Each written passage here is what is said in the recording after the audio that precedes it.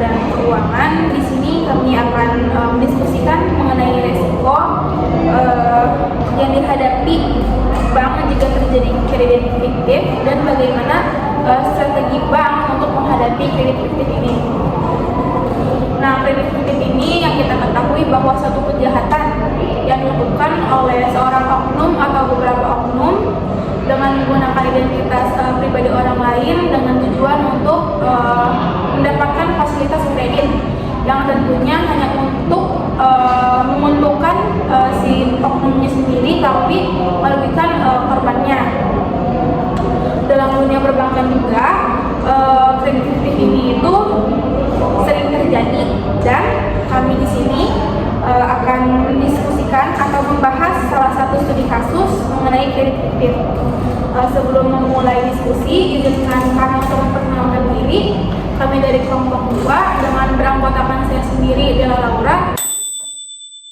Di samping kiri saya ada Hamsa Jody Safira dan Hanya Auda Putri.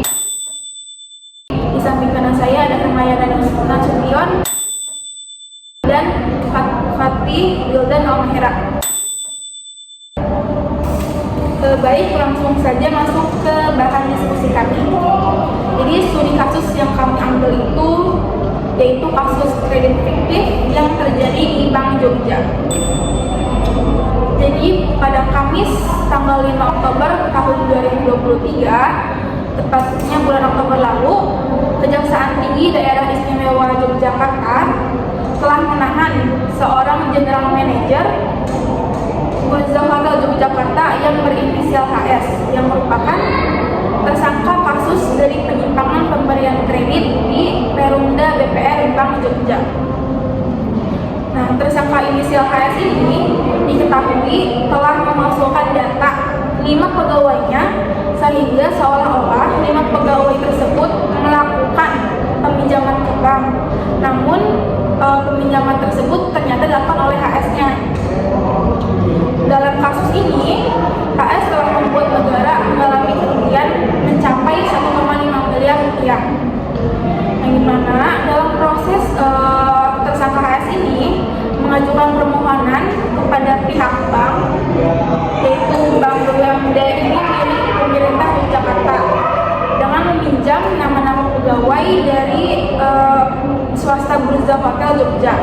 Namun 5 pegawai ini hanya dipinjam identitasnya saja, sementara uang yang dipinjam mencapai total 1,5 miliar ini hanya digunakan untuk kepentingan pribadi. Nah, untuk terus asisten tindak pidana khusus Kejaksaan Tinggi Daerah Istimewa Yogyakarta yaitu Muhammad Ansar Wahyudi dalam konferensi pers yang diadakan di kantor Kejati Daerah Istimewa Yogyakarta mengatakan bahwa dalam proses pengajuan terhadap dokumen kelengkapan syarat kredit yang dibuat isinya tidak sesuai dengan yang sebenarnya. Jadi tersangka HS ini memanipulasi data-data tersebut. Terus selain itu, Ansar juga mengatakan setelah uang pengajuan kredit tersebut cair, tidak diterima dan tidak digunakan oleh orang-orang yang meminjam, tetapi uang tersebut diterima dan dinikmati digunakan oleh tersangka HS seorang diri. Oleh tersangka digunakan untuk ada yang keperluan pribadi dan ada juga yang untuk usahanya. Jadi karena uang pengajuan kredit yang sudah cair ini ternyata sama sekali tidak diterima dan tidak digunakan oleh nama-nama pegawai yang dijadikan untuk pengajuan kredit, akan tetapi digunakan oleh tersangka HS untuk keperluan pribadi dan untuk usaha. Namun demikian, ternyata ada sebagian uang cair tersebut diberikan kepada pegawai yang meminjamkan identitasnya. Diberikan dalam bentuk persen atau pemberian fee, namun uang tersebut diberikan tersangka HS kepada para pegawai tersebut, dikembalikan lagi kepada tersangka HS. Hasil dari pemeriksaan, Ansar mengatakan bahwa kreditnya masuk kategori macet kredit sekitar awal pandemi. Namun sebelumnya sempat mengangsur. Tersangka HS pun dijerat sebagai pasal 2 ayat 1 Pasal 18 Undang-Undang Nomor 31 Tahun 1959 tentang pidana korupsi sebagaimana diubah dengan Undang-Undang Nomor 20 Tahun 2001 subsidiar pasal 3 pasal 18 Undang-Undang Dasar Nomor 31 Tahun 1999 sebagaimana diubah dengan Undang-Undang Dasar Nomor 20 Tahun 2001. Baik, untuk penjelasan mengenai kasus ini mungkin sudah cukup, tetapi belajar dari kasus ini nih, kasus kredit fiktif kan terjadi juga di bank lainnya. Nah, kira-kira tanggapan dari Safira sendiri terkait kredit fiktif yang terjadi akhir-akhir ini tuh gimana sih?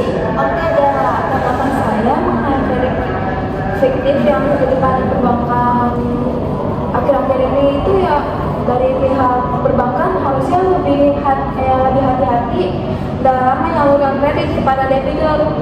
Dan kayak bener gak sih ini universitas dari indeks asli dari si debitur itu, dan pihak bank harus lebih jeli terhadap identitas si calon debitur. Maka dari itu penting bagi bank untuk menjaga kepercayaan masyarakat bahwa identitasnya akan aman di bank yang dipilih oleh masyarakat, dan harus ada perlindungannya. Jadi kayak misalnya kalau masyarakat itu atau nasabah ke bank A, si masyarakat tanya apakah saya akan aman kalau misalnya buku tabungan atau apa dari produksi di bank itu aman atau enggak, dan bank harus kayak harus Masih jaminan dari perlindungan juga ke nasabah itu jika terjadi apa-apa. Kan tadi sudah membahas mengenai kredit fiktif yang terjadi di perbankan akhir-akhir ini. Nah, saya bertanya kepada ya, bagaimana sih tanggapan Anda jika Anda sebagai salah satu pegawai yang identitasnya dipakai untuk pengajuan kredit? Kalau menurut pendapat saya sendiri sih, kalau misalnya identitas saya dipakai untuk kredit fiktif kayak gitu, pasti saya akan kesal dan tidak terima ya. Saya akan menuntut dan meminta ganti rugi kepada kedua belah pihak. Kenapa kedua belah pihak? Karena pihak pertama yaitu tersangka sendiri sudah dipastikan bersalah, dan pihak kedua itu banknya, kenapa dalam pengajuan kredit tersebut itu kayak bisa lalai. Kenapa saat nasabah melakukan pengajuan bisa hanya dengan menggunakan identitas diri saja. Terus kenapa tidak melihat terlebih dahulu, misalnya ada orang yang mengajukan harus datang langsung ke kantornya, terus atau melihat atau mencari tahu terlebih dahulu bagaimana keseharian si calon peminjam tersebut dalam pengajuannya layak atau tidak diajukan untuk kredit. Baik, tadi kan yang menjadi korbannya kan pegawai ya. Kira-kira ada nggak sih resiko yang dihadapi dari adanya kredit fiktif ini bagi bank bekerja, Mayanda? Baik, saya akan menjawab pertanyaan dari Dewa. Untuk mengambil risiko dengan meminta perbankan itu membuat kebijakan aturan kredit yang menerapkan prinsip-prinsip kehati-hatian dalam data. Adapun tidak ada lagi manipulasi data perbankan yang diperoleh oleh nasabah. Bahkan kita tidak boleh memberikan data diri untuk keperluan orang lain. Jadi kayak misalnya kita ngasih data kita sendiri tuh ke orang lain. Jadi itu harus kepastian itu untuk apa? Jangan ngasih data itu tersebut untuk keperluan yang lain lah gitu. Saya ingin menanyakan ke Fatih, ini kan Bank Jogja ini terjadi kasus kredit fiktif. Terus apa sih strategi bank sendiri untuk mencegah terjadinya kredit fiktif kayak gitu tersebut? Nah, untuk itu ada mitigasi yang dasarnya apabila bank ini terjadinya pencegahan kredit fiktif. Nah, dengan meningkatkan sistem verifikasi pelanggan, memperkuat analisis kredit dan memantau transaksi secara cermat. Nah, selain itu juga ada pelatihan staf untuk mengenali potensi risiko yang ada dan diperbarui kebijakan keamanan juga, itu sangat penting. Nah, terus ada juga meningkatkan integritas karyawan. Nah, itu emang bukan dari perkara yang mudah ya buat melatih integritas karyawan. Nah, itu terjadi apabila pencegahan kebobolan dari kredit fiktif ini mudah digoyang gitu. Jadi mudah goyang kalau misalkan pencegahan pencegahan dari kredit fiktif ini jebol, nah itu perlu keamanan yang ketat gitu. Nah, jadi untuk simpulannya dari pencegahan kredit fiktif ini ialah Kejaksaan Tinggi Daerah Istimewa Yogyakarta telah menahan General Manager Bursa Hotel Yogyakarta yang berinisial AS yang merupakan tersangka kasus penyimpangan pemberian kredit di Perumda BPR Bank Jogja.